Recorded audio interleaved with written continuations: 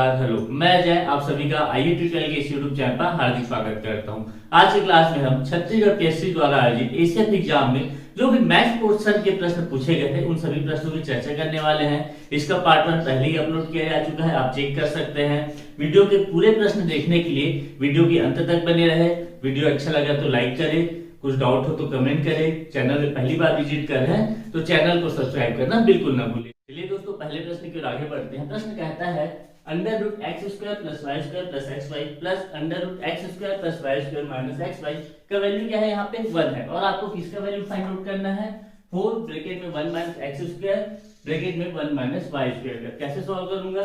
इसको सिंप्लीफाई करके इस रूप में लाने की कोशिश करूंगा। ठीक, तो इसको सिंप्लीफाई कर देते हैं। सबसे पहले ये वाला जो पार्ट है इसको अपन पक्षांतर करके उधर ले जाते हैं। ठीक, तो क्या बचेगा अपने पास? Under root x square plus y square plus x y equal to, पक्षांतर हो गया 1, एक प्लस लिखा उधर जाएगा, किसमें हो जाएगा? माइनस में। मेरे पास क्या बचेगा? X square plus y square minus x y. Clear आप सभी को? अब देखिए एक चीज, यहाँ पे जो मैं वैल्यू निकालना है, सिंप्लीफाई करके जो वैल्यू बनाना है उसमें कहीं पे अंडर रूट दिख रहा है क्या? नहीं दिख रहा है, लेकिन यहाँ पे मेरे क्या दिख रहा है? Under root. सबसे पहले मैं क्या करूंगा? इस अंडर रूट को हटाऊंगा। कैसे हटाऊंगा? दोनों पक्षों में वर्ग कर देता हूं। अंडर रूट हटाने का यही एक तरीका है, दोनों पक्षों में क्या करने पर? वर्ग करने पर। दोनों पक्षों में वर्ग करूंगा, क्या हो जाएगा? ये वर्ग आ जाएगा, ये वर्ग हो जाएगा। ठीक, अब देखिए अंडर रूट का मतलब क्या होता है? 1/2। वर्ग कर दिए मतलब 2 तो कैंसिल आउट हो जाएगा। मेरे पास क्या बच जाएगा? X square plus y square plus x y. ठीक, तो इधर क्या बच जाएगा? देखिए 1 minus under root x square plus y square minus x y का होल स्क्वायर। मतलब कि आप सभी को यह पता है a माइनस बी का होल स्क्वायर का फॉर्मूला क्या होता है? a square plus b square minus 2ab। ठीक, वही चीज को यहाँ पे अप्लाई करना है। यहाँ पे a की जगह क्या है? 1 है, b की जगह क्या है? Under root x square plus y square minus x y. a square मतलब कि 1 का स्क्वायर प्लस यहाँ पे माइनस है ना, प्लस b का स्क्वायर करेंगे मतलब x square plus y square minus x y ही शेष रहेगा क्योंकि अंडर रूट में है। X square plus y square minus x y, उसके बाद माइनस 2ab मल्टीप्लाई कर दो, क्या हो जाएगा? 2 गुना 1 1 हो जाएगा और under root x square plus y square minus x y. इतना क्लियर है आप सभी को? अब देखिए जो जो कैंसल आउट हो रहा है उसको मैं क्या करूंगा? काट दूंगा। X square y square x square y square, इधर उधर पक्षांतर करेंगे, ये कट जाएगा आपका। क्लियर? उसके बाद क्या करेंगे? और कुछ कट रह गया, ये जुड़ जाएगा। ठीक, इधर माइनस एक्स वाई है, इधर प्लस एक्स वाई है, ट्रांसफर करूंगा तो क्या हो जाएगा? 2x Y. तो मैं ये वाला पार्ट को इधर ला लेता हूँ, ये माइनस में प्लस में हो जाएगा मेरे पास 2 ब्रैकेट में 2 under root x square plus y square minus x y equal to 1 minus minus 2xy। इतना क्लियर है आप सभी को? ये प्लस xy इधर आएगा तो माइनस 2xy हो जाएगा और 1 यहाँ पे पहले से है। ठीक, अब फिर देखिए यहाँ पे आपको क्या दिख रहा है? Under root. वहां पे अंडर रूट है क्या? नहीं है। सबसे पहले मैं अंडर रूट को हटाने की कोशिश करना है। कैसे हटाऊंगा मैं? फिर से क्या करूंगा? दोनों पक्षों में वर्ग कर दो भाई,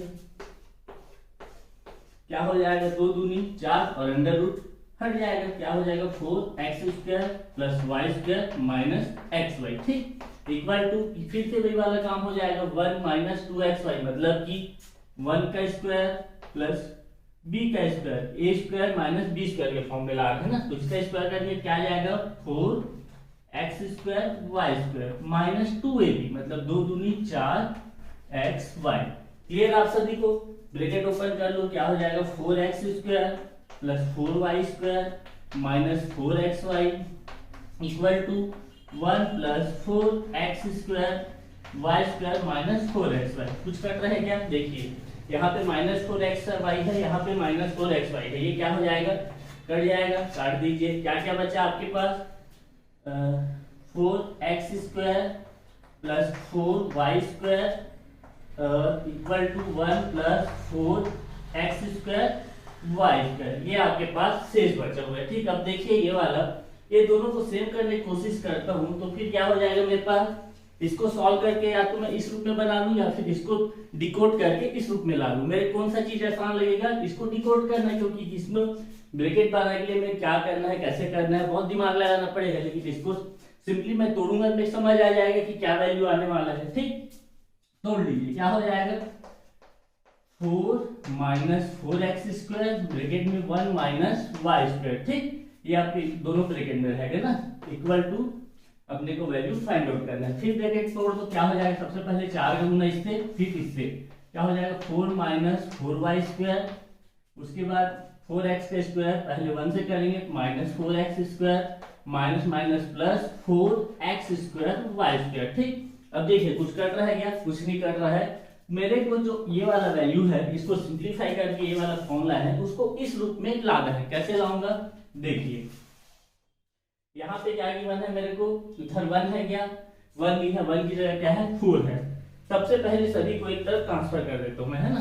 कैसे करूं, इसको इधर ले जाता हूँ, मतलब 1 plus 4x² y² minus 4x²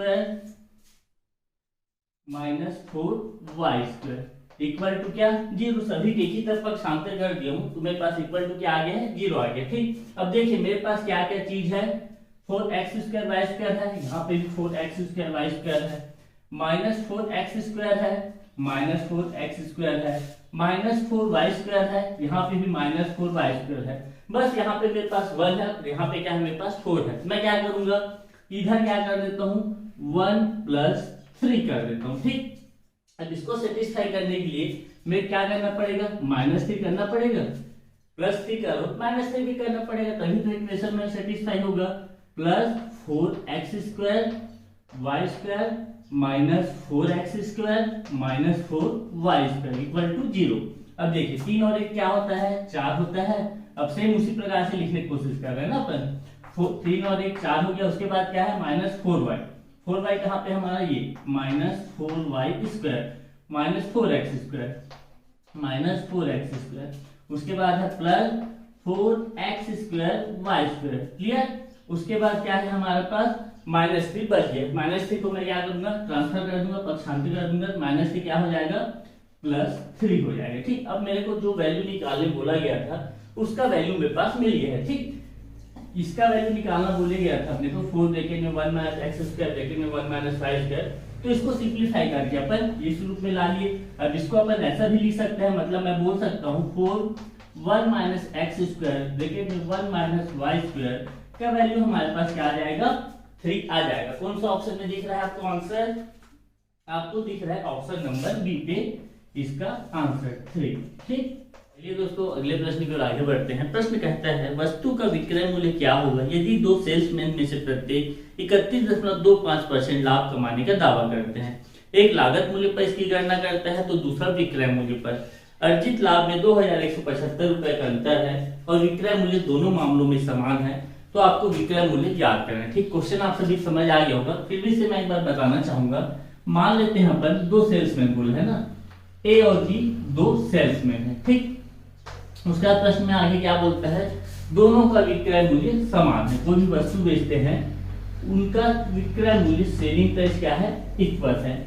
उसके बाद प्रश्न में क्या बोला गया है, दोनों लाभ भी इक्वल कमाते हैं। लाभ परसेंट क्या गिवन है आपको, दोनों लाभ कमाते हैं 31.25%, ये भी क्लियर है। लेकिन एक चीज अंतर है सेल्समैन ए और सेल्समैन बी का, ए जो है अपना प्रॉफिट किस पर कैलकुलेट करता है, लागत मूल्य पर, सीपी पर, कॉस्ट प्राइस पर, और बी अपना प्रॉफिट किस पर कैलकुलेट करता है, वह विक्रय मूल्य पर। ठीक, क्लियर आप सभी को, ए अपना प्रॉफिट की गणना करता है क्रय मूल्य पर और बी अपना लाभ की गणना करता है विक्रय मूल्य पर। और क्या दिया गया है क्वेश्चन में, दोनों जो लाभ कमाते हैं अर्जित लाभ का अंतर कितना है 2175। ठीक, जो भी लाभ कमाए लोग, तो मैं अंतर निकाल लेता हूं, इसका प्रॉफिट पीबी है, इसका प्रॉफिट पीए है, इक्वल टू 2175 रुपए। अब प्रश्न में आपको क्या पूछा गया है, दोनों का विक्रय मूल्य क्या होगा। ठीक, विक्रय मूल्य हमको निकालना, कैसे निकालेंगे, इस क्वेश्चन को कैसे सॉल्व करेंगे। सबसे पहले अपन एक वैल्यू मान लेंगे, विक्रय मूल्य ये होगा।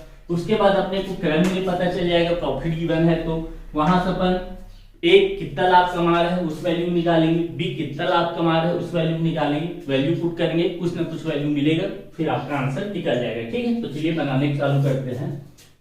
क्या मानूं मैं? माना कि जो वस्तु है उसका विक्रय मूल्य सेलिंग प्राइस क्या है? 100x है। क्लियर आप सभी को? विक्रय मूल्य में क्या मान लिया हूं? 100 है। प्रॉफिट आपको पता है 31.25% है। यहां से आप क्रय मूल्य निकाल सकते हैं, बिल्कुल निकाल सकते हैं। आप सभी को लाभ और हानि वाला कॉन्सेप्ट अच्छे से पता होगा, ऐसा मान के चल रहा हूं मैं। ऐसा लिख सकते हैं अपन, विक्रय मूल्य क्या होता है हमारे पास? जो भी क्रय मूल्य होता है उसमें जितना भी लाभ हो, मतलब कि 100 प्लस p%। यहाँ पे मेरे को कितना लाभ हो रहा है? 31.25% लाभ हो रहा है। मतलब लागत मूल्य 100%, प्रॉफिट उसका 31.25% हो रहा है। यहाँ से मैं सीपी गणना कर सकता हूँ। एसपी क्या पुट करूंगा मैं? 100x, सीपी को सीपी रहने दो, 100 प्लस 31.25%। ठीक, अब देखिए क्या हो जाएगा ये 100x, जोड़ दीजिए इसको, 131.25%, नीचे आएगा, नीचे 100, तो यहाँ पे सीपी। क्लियर आप सभी को? दशमलव हटा देते हैं, नीचे क्या आ जाएगा? 100 आ जाएगा। अब इसको काटने की कोशिश करते हैं। ठीक है, किससे कटेगा? 25 से काट लो, 25 से कम, 25 चौक, और इधर 25 से 25 कितने बार जाएगा? 131, 25 पंचे 125, कितना बचा? शेष 6 बचा, 62 हो गया, 25 दूनी 50, 12 बचा, 125, 25 पंचे 125। ठीक, उसके बाद 100, ये भी 25 से जा रहा है, ये भी 25 से जा रहा है, 25 चौक 100, इसको काट लो, 25 दूनी 50, 25 से कम 25। आपके पास क्या शेष बच गया? 100x इक्वल टू यहाँ से 21 बटे में 16, और ये सीपी। क्लियर आप सभी को? अब यहां से मैं किसका वैल्यू निकाल लेता हूं? सीपी का। सीपी का वैल्यू क्या हो जाएगा? 1600 बटे 21x। क्लियर आप सभी को? अब मैं क्या, देखिए मेरे पास सेलिंग प्राइस पता है, कॉस्ट प्राइस पता है, प्रॉफिट पता है। अब मैं क्या निकालूंगा? ए कितना लाभ अर्जित किया है। ठीक, सबसे पहले मैं क्या निकाल रहा हूं? ए द्वारा अर्जित लाभ। कैसे निकालेंगे लाभ? आप सभी को पता होगा, लाभ इक्वल टू क्या होता है? Selling price minus cost price, profit of A निकालू ना मैं। ये क्या हो जाएगा? ये सेलिंग प्राइस हम क्या माने हुए हैं? 100x माने हुए हैं। सीपी कॉस्ट प्राइस मैंने क्या निकाला है? 1600 बटे 21x। क्लियर आप सभी को? सिंप्लीफाई कर दो, क्या आ जाएगा हमारे पास? पी का वैल्यू 2100 में से 1600 जाएगा, मेरे पास क्या बचेगा?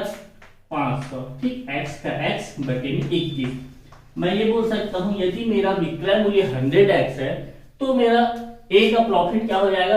500x upon 21। क्लियर आप सभी को? अब मैं क्या करूंगा? a का द्वारा अर्जित लाभ को मैं निकाल लिया। अब मैं क्या किसका लाभ निकालूंगा? b द्वारा अर्जित लाभ। अब देखिए यहाँ पे आपको समझने वाली बात है, आपको प्रश्न में बोला गया है ए जो है अपनी लागत मूल्य पर लाभ कमाते हैं, तो अपन लागत मूल्य पर उसका लाभ निकालिए। लेकिन बी जो है अपने किससे? विक्रय मूल्य पर लाभ की गणना करते हैं। ठीक, तो विक्रय मूल्य पर लाभ की गणना कर देते हैं। प्रॉफिट क्या हो जाएगा उसका? विक्रय मूल्य क्या है? जो भी विक्रय मूल्य रहे उस पे लाभ की गणना करते हैं। मतलब पीबी का लाभ क्या हो जाएगा? जो भी विक्रय मूल्य है उसका 31.25% आपका क्या हो जाएगा? पीबी का लाभ हो जाएगा। ठीक, यही पे टर्निंग पॉइंट है क्वेश्चन का। एक बार फिर से बोल रहा हूं मैं, बी जो है अपने लाभ की गणना विक्रय मूल्य पर करता है, ए जो है अपने लाभ की गणना क्रय मूल्य पर करता है। तो अपन ए के लाभ की गणना क्रय मूल्य पर तो कर दिए, लेकिन बी की लाभ की गणना विक्रय मूल्य पर करना है। तो पीबी कितना लाभ कमाएगा? विक्रय मूल्य का जो भी लाभ परसेंट हुआ है वो। तो हमारे पास विक्रय मूल्य क्या है?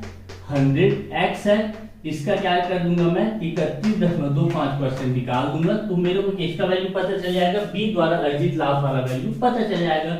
100 से 100 गया। ठीक, उसके बाद इसको सिंप्लीफाई कर देते हैं, पॉइंट को हटाऊंगा, फिर नीचे क्या आ जाएगा? 100 आ जाएगा।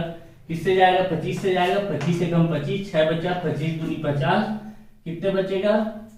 12 बचेगा, 25 पंचे 125 बटे में 100 है तो 25 चौक 100। इसको कैलकुलेट कर लेता हूं मैं। बी मतलब कि बी द्वारा अर्जित लाभ क्या हो जाएगा? 125 बटे 4x। ये मेरा पीबी का वैल्यू आ गया। ठीक, अब देखिए यहाँ पे मैंने स्टार्टिंग में बताया हुआ है, प्रश्न में आपको गिवन है कि जो पीबी और पीए के लाभ का अंतर है वो कितना है? 2175 है। वैल्यू पुट कर दो भाई यहाँ से, क्या हो जाएगा? पीबी का वैल्यू क्या है? 125 बटे 4x पीए का वैल्यू मैं क्या निकाला हूं 500/21x इक्वल टू मैं क्या पुट करूंगा 2175। ठीक, अब देखिए इसको मैं सिंप्लीफाई कर देते हैं। कैसे करेंगे, 21 चौक क्या होता है 84 होगा, 21 गुना 125 करना है। ठीक, कर लेते हैं। कैलकुलेशन लंबा है लेकिन आपको आंसर मिलना चाहिए। 125 दूनी कितना होता है 250। ठीक, 125 दूनी कितना हो जाएगा 250, 5 2 6 2 2625 हो गया। 21 गुना 225 किया तो 2625x माइनस 500 गुना 4 गुना क्या आ जाएगा मेरे पास 2000x इक्वल टू मेरे पास क्या है 2175। क्लियर आप सभी। 2625x में से 2000 को जब मैं माइनस करूंगा मेरे पास क्या बचेगा 625x बचेगा अपॉन में क्या 84 इक्वल टू 2175। अब देखिए ये 25 से कट रहा है, उसको काट देते हैं भाई। 25 8 200, 17 शेष बचा। 25 सत्ते कितना होता है 25 सत्ते होता है आपका 175। क्लियर, इसको भी काट लेते हैं। 25 दूनी 50, 25 पंचे 125। आपके पास x का वैल्यू यहाँ पता चल जाएगा आपको। क्या हो जाएगा x का वैल्यू, x इक्वल टू 87 गुना 87 इंटू 84 अपॉन में 25। ठीक, ये आपका किसका वैल्यू x का वैल्यू है। क्वेश्चन में आपको क्या पूछा गया है विक्रय मूल्य बताइए करके। ठीक, हमने विक्रय मूल्य क्या माना हुआ है 100x। हमारे पास x का वैल्यू है, विक्रय मूल्य क्या है 100x है, तो हम 100x का वैल्यू निकाल सकते हैं। विक्रय मूल्य इक्वल टू 100x, तो अपन 100x का वैल्यू कैसे निकालेंगे 100 मतलब 100x करना है। ठीक, x का वैल्यू पता है 100x कर दिया तो 100 इंटू 87 इंटू 84 अपॉन में क्या हो जाएगा 25। 25 से कम 25 चौक। अब आपको विक्रय मूल्य यहाँ से पता चल जाएगा। कैसे 4 गुना 87 गुना 84 कर लीजिए। ठीक है, मल्टीप्लाई करूंगा कर लेते हैं। क्या हो जाएगा 7 चौक 28 का 8 हासिल है 2, 8 चौक 32, 32 और 2 34 इंटू 84। ठीक, अब 84 इंटू 348 करना है। 8 चौक 32 का 2 हासिल है 3, 4 चौक 16, 16 3 19 का 9 हासिल है 1, 4 के 12 और 1 13। 88 64 का 4 हासिल है 6, 8 चौक 32, 32 और 6 38 हासिल है 3, 8 के 24, 24 3 27 2 9 4 13 3 हासिल है 1, 8 4 12 2 हासिल है 1, 7 1 8 1 9 और 2 29,232 आपका क्या हो जाएगा विक्रय मूल्य हो जाएगा। ठीक, क्वेश्चन बहुत ही अच्छा था।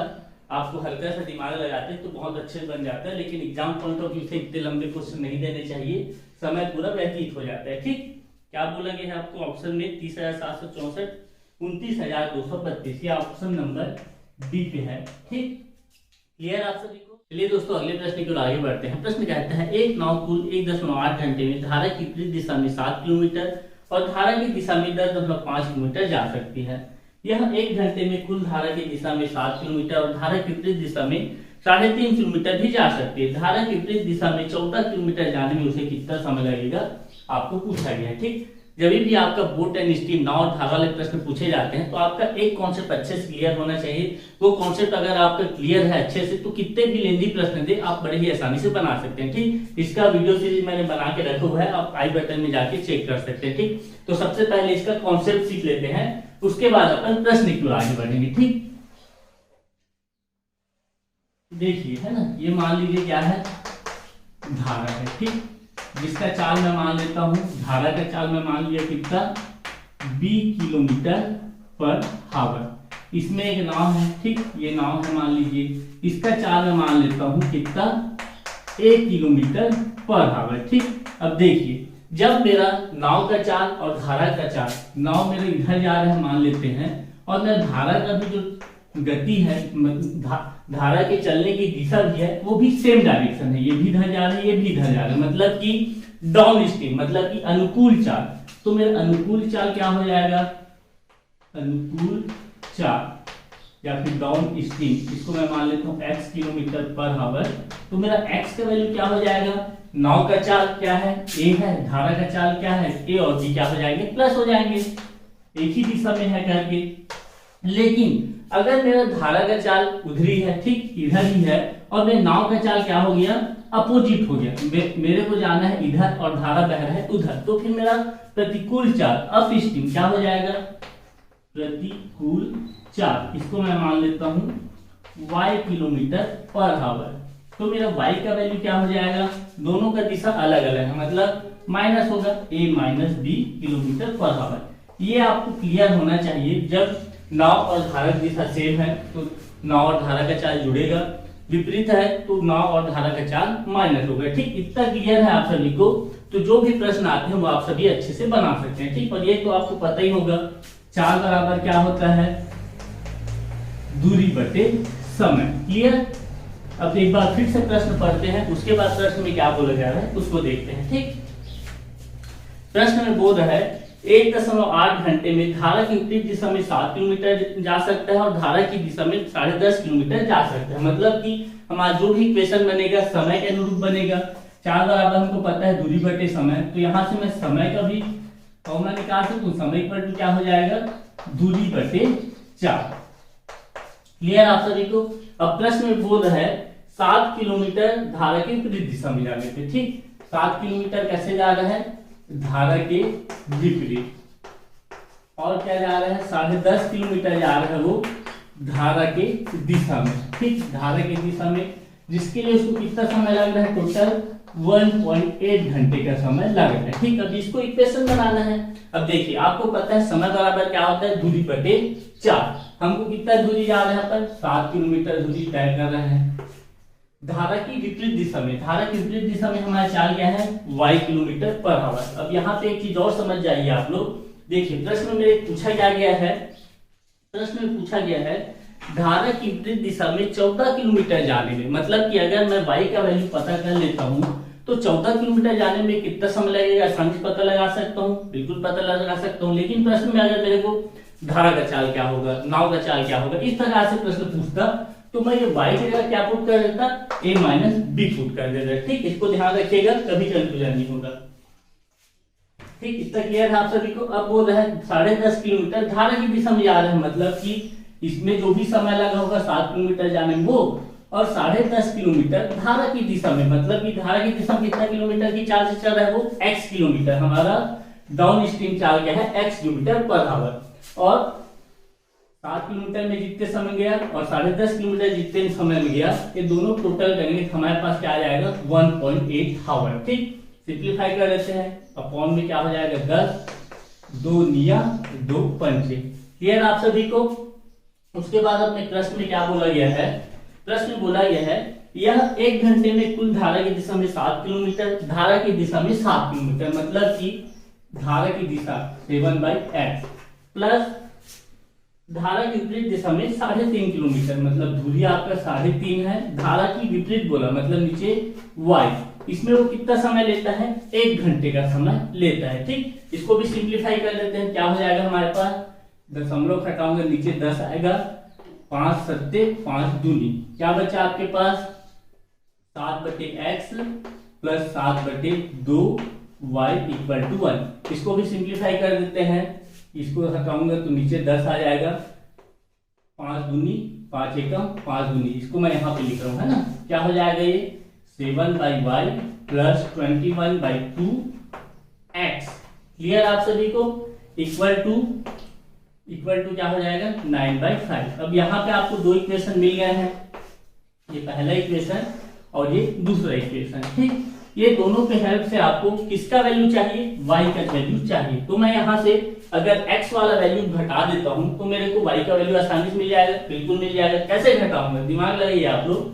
ये x वाला पार्ट है, ये x वाला पार्ट है। अगर मैं दोनों को सेम कर दूं और इक्वेशन 1 से इक्वेशन 2 को माइनस कर दूं तो मेरे x वाला पार्ट कट जाएगा, y वाला पार्ट बचेगा। कैसे सेम करूंगा, ये जो इक्वेशन 1 है उसको मैं किससे मल्टीप्लाई करूं, समीकरण 1 को यदि मैं किससे मल्टीप्लाई करना पड़ेगा, 7 के 21 होगा और नीचे में 2 भी है, मतलब कि 3/2 से क्या करूंगा मैं, गुना करने पर। गुना कर दो भाई समीकरण 1 को, क्या हो जाएगा हमारे पास ये 7 के 21, 21/2x प्लस 7 के 21, 2 पहले से नीचे 2, मतलब कि 4y इक्वल टू 1 में मल्टीप्लाई करूंगा तो इक्वल टू 3/2। ये हमारे पास एक नया इक्वेशन आ गया है, इसको अपन इक्वेशन दे देते हैं इक्वेशन नंबर 3। ठीक, क्लियर आप सभी को। अब मैं क्या करने वाला हूं, इसको मिटा देता हूं मैं, जगह बच जाएगा। अब मैं क्या करने वाला हूं, ध्यान दीजिएगा। समीकरण 1 2 3, ये 3 था और ये वाला क्या था, 2 था मेरा। ठीक, समीकरण 3 माइनस समीकरण 2 माइनस कर दो भाई, कैसे हो जाएगा, लिखी दूं क्या, नहीं लिखता नहीं मैं। 21/2x और यहाँ पे भी 21/2x है, ये क्या हो जाएगा, मैं माइनस करूंगा तो माइनस माइनस कट जाएगा। उसके बाद 21/4y, 21/4y माइनस क्या हो जाएगा 7y इक्वल टू 3/2 माइनस 9/5। ठीक, अब इसको सॉल्व कर लेते हैं अपन, क्या हो जाएगा y4 इधर 21 माइनस क्या हो जाएगा 7 चौक 28, 21 माइनस 28y इक्वल टू इधर कैल्शियम 10 हो जाएगा, 5 दिया 15 माइनस 9 दूनी 18। ठीक, 28 में से 21 गया, कितना बचेगा माइनस 7/4y इक्वल टू 15 में से 18 गया माइनस 3/10, माइनस माइनस प्लस हो जाएगा, कट पीट के 2 दूनी 2 पंचे, y का वैल्यू क्या आ जाएगा 7 पंचे 35 और क्या हो जाएगा y का है मेरा y 7 पंचे 35 और 3 दूनी 6 किलोमीटर पर आवर। ये मेरा किसका वैल्यू आ गया, y का वैल्यू आ गया। मतलब कि जो बोट है उसका प्रतिकूल चाल क्या हो जाएगा 35/6। अब एक प्रश्न में पूछा गया है, प्रश्न बोलता है धारा की विपरीत दिशा में 14 किलोमीटर जाने में कितना समय लगेगा। ठीक, धारा की विपरीत दिशा में 14 किलोमीटर जाने में उसे कितना समय लगेगा, ये मेरे चाल पता है। ठीक, और दूरी पता है तो मैं समय निकाल सकता हूँ। समय इक्वल टू क्या हो जाएगा दूरी बटे चाल, कितना दूर जाना है मेरे को 14 किलोमीटर जाना है, चाल मेरा कितना है 35/6, ऊपर जाएगा क्या हो जाएगा इंटू 6 हो जाएगा। अब ये मैं कैलकुलेट करूंगा तो मेरा आंसर आ जाएगा 7 दूनी 7 पंचे और कटेगा क्या, यहाँ पर आ गया मेरा 12/5। कैसे कटेगा, अब इसको भाग दे देते हैं, 5 दूनी 10, कितना बचा 2 बचा, 5 चौक 20, 2.4 घंटे ये आपका ऑप्शन आंसर हो जाएगा। ठीक, कौन से ऑप्शन में दिख रहा है 2.4, ऑप्शन बी में आपका आंसर दिख रहा है। ठीक, आप सभी क्या क्वेश्चन अच्छे समझ आया होगा। चलिए दोस्तों अगले प्रश्न की ओर आगे बढ़ते हैं। प्रश्न कहता है जब धनात्मक संख्या a b c को 31 से भाग दिया जाता है तो क्रमशः 8 17 23 शेषफल आते हैं। यदि 3a + 2b + 5c को 31 से विभाजित किया जाए तो शेषफल क्या होगा, ये आपको पूछा जा रहा है। ठीक, क्वेश्चन स्टार्ट करने से पहले आप सभी को ये कॉन्सेप्ट पता होना चाहिए जो मैं बताने वाला हूँ। ठीक, यदि मैं 26 को 5 से भाग दूं, मेरे पास क्या मिलता है भागफल 5, 5 पंचे 25, कितना शेष बचा मेरे पास, एक शेष बचा। यहाँ पे एक क्या है मेरा शेषफल है, 5 क्या है मेरा भागफल है, ये 5 क्या है मेरा भाजक है और ये क्या है मेरा 26 भाज्य है। ठीक, इसको अगर मैं फॉर्मूला के रूप में लिखना चाहूं तो कैसे लिख सकता हूं, भाज्य इक्वल टू क्या हो जाएगा भागफल गुना भाजक प्लस शेषफल। ठीक, इतना आप सभी क्लियर होगा। अब देखिए प्रश्न में क्या कहता है उसको मैं पढ़ लेता हूं एक बार फिर से।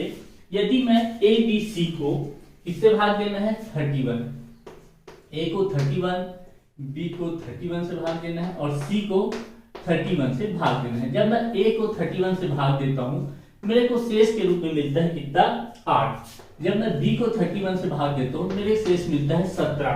उसी प्रकार जब मैं c को 31 से भाग देता हूं मेरे को मिलता है कितना 23। ठीक, अब प्रश्न में पूछा जा रहा है यदि आप 3a + 2b + 5c को 31 से भाग देंगे तो आपका शेषफल क्या बचेगा, ये आपको प्रश्न में पूछा जा रहा है। ठीक, क्वेश्चन आप सभी को अच्छे समझ आ गया होगा। अब देखिए यहाँ पे a को 31 से भाग दे रहा हूं 8 मिला, ये मेरे को पता है। ठीक, लेकिन भागफल कितना मिला मैं बता सकता हूँ क्या, नहीं बता सकता। तो मैं मान लेता हूं माना कि a b c को 31 से भाग देने पर क्रमशः भागफल कितने मिल रहे हैं, भागफल L, M और N प्राप्त होते हैं। ठीक, प्राप्त होते हैं। क्लियर है ये चीज। मैं क्या मान लिया, जब मैं 1 को 31 से भाग दे रहा हूं भागफल मेरा आ रहा है L, b से भाग, b को 31 से भाग दूं, भागफल मेरा m आ रहा है, और जब c को 31 से भाग दूं मेरा भागफल n आ रहा है। अब देखिए ये वाला जो फॉर्मूला मैंने आपको बताया, भाज्य इक्वल टू भागफल इनटू भाजक प्लस शेषफल, इसी के हिसाब से अपन वैल्यू पुट करेंगे। यहाँ सबसे पहले वाले में मेरा भाज्य क्या है, a है, ठीक, भाजक क्या है यहाँ पे 31 है, भागफल क्या मान लिया हूं मैं, l मान लिया हूं, शेषफल क्या है मेरा 8 है। क्लियर। उसी प्रकार से ये वाले केस में जब मैं b को 31 से भाग देता हूं तो यहाँ पे मेरा भाज्य क्या है, b है, 31 क्या है, भाजक है, भागफल मेरा क्या है इस केस में m है, और शेषफल मेरे पास क्या मिल जाता है 17। क्लियर। उसी प्रकार से जब c को 31 से भाग दूंगा मेरा भाज्य c है, भाजक 31 है, और मेरा भागफल n है, और यहाँ पे शेषफल में कितना मिला है 23 मिला। ठीक, इतना क्लियर है आप सभी को। अब देखिए मेरे ABC का वैल्यू पता चल गया है। अब मेरे वैल्यू निकालना है 3a + 2b + 5c का। इसका वैल्यू कैसे निकालूंगा मैं, कैसे निकालूंगा, a का वैल्यू पता है, यहां से मैं 3a का वैल्यू निकाल सकता हूं। क्या करूंगा, दोनों पक्षों में 3 का गुना कर लूंगा। ये क्या हो जाएगा 31 × 3 × l प्लस 8 या 24। अब मैं चाहिए 2b का वैल्यू, 2b का वैल्यू क्या हो जाएगा, दोनों पक्षों में 2 का गुना कर लो, 31 × 2 × m प्लस 17 दूनी 34। क्लियर। उसी प्रकार अब मैं चाहिए वैल्यू 5c का, 5c का दोनों पक्षों में 5 का गुना कर क्या हो जाएगा 31 × 5 × n प्लस 23 पंचे क्या होता है 20 पंचे 100, 5 × 15 115। क्लियर आप सभी को। ये मेरे को 3a + 2b + 5c का वैल्यू पता चल गया। अब मेरे को तीनों को जोड़ना है, 3a + 2b + 5c। इसका वैल्यू क्या हो जाएगा 3a + 2b + 5c equal to, तीनों को जोड़ लेते हैं। यहाँ से क्या कॉमन है मेरे पास, 31 कॉमन है, ये तीनों को कॉमन ले लेता हूँ। क्या बचा मेरे पास 3l + 2m + 5n प्लस, तीनों को जोड़ दो, 5 × 4 9, 9 × 4 13, 3 हासिल है ये 3 3 6 6 और 1 7, 1 का 1 173। इतना क्लियर है आप सभी को।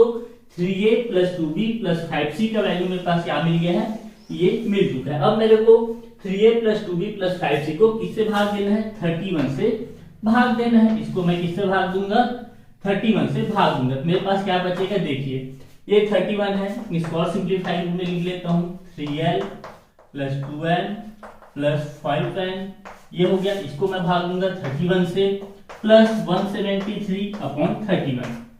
ठीक। अब देखिए 31 ब्रैकेट में 3l + 2n + 5n को 31 से भाग दूंगा, ये कैंसिल आउट हो जाएगा। मेरे पास शेषफल क्या बचेगा, ये वाले केस में मेरे पास शेषफल बचेगा कितना 0। लेकिन जब मैं 173 को 31 से भाग दूंगा तो मेरे पास शेषफल कितना बचेगा उसको देख लेते हैं। कितने बार में भाग जाएगा, 31 × 5 करूं मैं, पंचे, लेकिन अब 6 करूंगा क्या हो जाएगा 6 के 8, ज्यादा हो जा रहा है, मतलब 31 से कम 31, 31 पंचे 155। कितना शेष बचा 173 में से 155 घटा दीजिए आप, 13 में से 5 गया 8, 6 में से 5 गया 1, 1 में से गया 0। मतलब कि जब मैं 173 को 31 से भाग दूंगा मेरे पास शेष कितना बचेगा, शेष बचेगा मेरे पास 18। और यही चीज आपको प्रश्न में पूछा गया है। क्या आंसर हो जाएगा आपका 18 आंसर हो जाएगा, जो कि आपको ऑप्शन नंबर सी पे दिख रहा है। ठीक, क्लियर है आप सभी को। चलिए दोस्तों अगले प्रश्न की ओर आगे बढ़ते हैं। प्रश्न कहता है यदि aq + 5a² + 25a = 1 हो तो aq + 5/a का वैल्यू अपने को फाइंड आउट करना है। ठीक, कैसे फाइंड आउट करेंगे, जो भी अपने गिवन है उससे अपने को aq + 5/a लाना है। ठीक, क्या गिवन है अपने पास, मेरे गिवन है aq + 5a² + 25a = 1। यहाँ पे मैं क्या दिख रहा है, aq दिख रहा है, लेकिन ये 5/a दिख रहा है क्या, नहीं दिख रहा है, उसको लाना है। तो क्या करूंगा मैं, ये जो है इक्वेशन 1 जो है इसके दोनों पक्ष में किससे गुना कर दूं कि 5/a आ जाए, 5/a से ही गुना कर देता हूं। 5/a से गुना करने पर क्या वैल्यू मिलेगा, देखिए aq × 5/a + 5a² × 5/a + 25a × 5/a = 5/a। ठीक, जब आप एग्जाम में सब बनाएंगे तो ये सब स्किप रहेगा, ठीक। मेरे को समझाने करके स्टेप बाय स्टेप आप सभी को समझा रहा हूँ। यहाँ पे क्या हो जाएगा, ए के से ए क्यू कट जाएगा, मेरे पास क्या बचेगा, ए स्क्वायर बचेगा 5a स्क्वायर, प्लस ए से ए कटेगा, मेरे पास क्या बचेगा 25a। उसी प्रकार से ए से ए कैंसिल, 25 पंचे 125 इक्वल टू 5/a, ठीक। यहाँ पे मैं 5a भी मिल गया, 5/a भी मिल गया, पर a क्यूब है, इसको मैं इक्वेशन दे देता हूँ इक्वेशन नंबर 2। क्लियर आप सभी को। अब क्या करें कि ये वाला वैल्यू मिल गया a cube plus 5a। Equation 1 जो है उसको मैं इक्वेशन 2 से माइनस कर देता हूँ, इक्वेशन 1 माइनस इक्वेशन 2 क्या मिलेगा, देखिए a क्यूब माइनस, पहले इक्वेशन 1 ही लिख लेता हूँ 25a, ठीक। अब इसको माइनस करो, क्या हो जाएगा मेरे पास 5a square minus 25a minus 125 equal to 1 minus 5/a। Clear है आप सभी को। समीकरण 1 को मैं समीकरण 2 से माइनस किया हूं, तो सारे समीकरण 1 को लिख दिया, ये समीकरण 1 का है, minus 5a square plus 25a plus 125, ठीक। माइनस अंदर जाके सभी माइनस हो गया है, इधर 1 माइनस 5a। क्लियर है आप सभी। जो कट उसको मैं काट देता हूँ। 5a कहीं पे दिख रहा है क्या, नहीं दिख रहा है, 25 दिख रहा है, ये 25 है, एक प्लस वाला है एक माइनस वाला, ठीक। उसके बाद अपने क्या दिख रहा है, 5a स्क्वायर है ना, 5a स्क्वायर एक प्लस एक माइनस में। क्लियर। जो बचा है उसको मैं लिख लेता हूँ, क्या बचा है, a cube minus 125 equal to 1 minus 5/a। अब मैं किस फॉर्म में लाना है, इस फॉर्म में लाना है, क्या करूंगा, पक्षांतर करूंगा, plus 5/a equal to 1 minus से क्या हो जाएगा, प्लस हो जाएगा 125। आपको क्या वैल्यू मिल जाएगा, a क्यूब प्लस 5/a का 126। क्लियर है आप सभी को। कौन से ऑप्शन में आपका आंसर दिख रहा है, आपको आंसर दिख रहा है ऑप्शन ए में, ठीक। ऑप्शन ए में आपको क्या दिख रहा है, 126। क्लियर है आप सभी को। ये दोस्तों अगले प्रश्न की ओर आगे बढ़ते हैं। प्रश्न कहता है 9400 रुपए की राशि को ए, बी एवं सी में इस तरह विभाजित किया जाता है कि ए को बी से 600 रुपए अधिक मिलते हैं और सी को ए से 700 रुपए अधिक मिलते हैं। क्या बोला जा रहा है प्रश्न में, 9400 रुपए का जो राशि है उसको कितने लोग में बांटना है, 3 लोगों में बांटना है। कौन कौन है वो 3 लोग, ए, बी और सी, ठीक। ये तीनों में विभाजित किया जाता है और बोला जा रहा है प्रश्न में ए को बी से 600 रुपए अधिक मिलते हैं, मतलब ए को जितने भी रुपए मिलते हैं वह बी से कितना अधिक है, 600 रुपए अधिक है। उसी प्रकार से और बोला जा रहा है और सी को ए से 700 रुपए अधिक मिलते हैं और सी को कितने रुपए अधिक मिलते हैं, ए से 700 रुपए अधिक मिलते हैं, ठीक। अब क्या कर सकते हैं, अपने को निकालना है ए को कितना हिस्सा मिलेगा, ये आपको प्रश्न पूछा गया है। क्या करूं मैं, दोनों जोड़ देता हूं, क्या मिल जाएगा मेरे पास, a plus c equal to a plus b plus 7 6 1300 रुपए।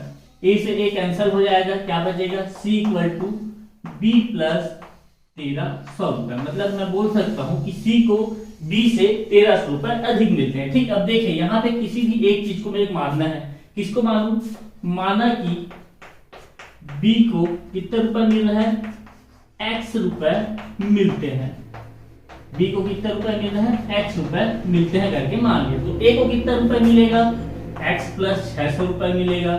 उसी प्रकार से c को कितना रुपए मिलेगा, x प्लस 1300 रुपए मिलेगा और b को कितना मिल रहा है, वो तो x मिल ही रहा है। तो अब मैं क्या करूंगा, a को जितना मिल रहा है, b को जितना मिल रहा है, c को जितना मिल रहा है, ये तीनों टोटल मेरे पास क्या मिल रहा है, 9400 आ रहा है। a को कितना मिल रहा है मेरे पास है x प्लस 600, b को मैं क्या मानूं, x मानूं, c को कितना माना हूं, x प्लस 1300। क्लियर है आप सभी को, इक्वल टू 9400।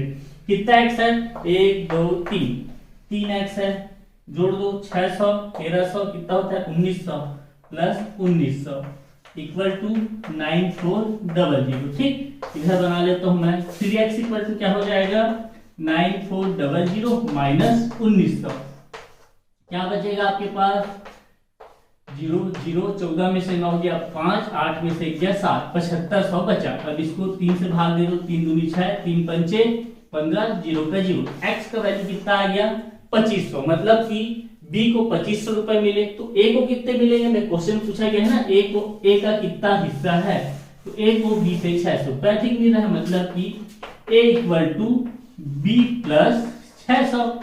बी का वैल्यू क्या है, बी को कितना मिला है, 2500 मिल रहा है, तो ए को कितना मिल जाएगा, 600 अधिक, मतलब कि 3100 रुपए ए को मिल जाएगा। ठीक, कौन सा ऑप्शन दिख रहा है आपको, ऑप्शन नंबर डी पे 3100 दिख रहा है। क्लियर है आप सभी को प्रश्न। आज की क्लास में इतने ही रखते हैं। अगर आपको यह वीडियो पसंद आए तो वीडियो को लाइक कीजिए। कुछ डाउट हुआ हो प्रश्नों पे तो कमेंट करके पूछ सकते हैं। अगर आप इस चैनल पहली बार विजिट किए हैं तो चैनल को सब्सक्राइब भी कर सकते हैं। ठीक, धन्यवाद।